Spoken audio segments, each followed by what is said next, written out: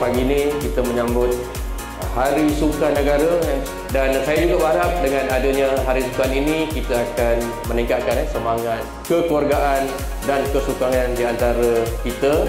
Dan last sekali dengan ucapan Bismillahirrahmanirrahim, saya meresmikan Hari Sukan peringkat FAMA. Assalamualaikum warahmatullahi wabarakatuh.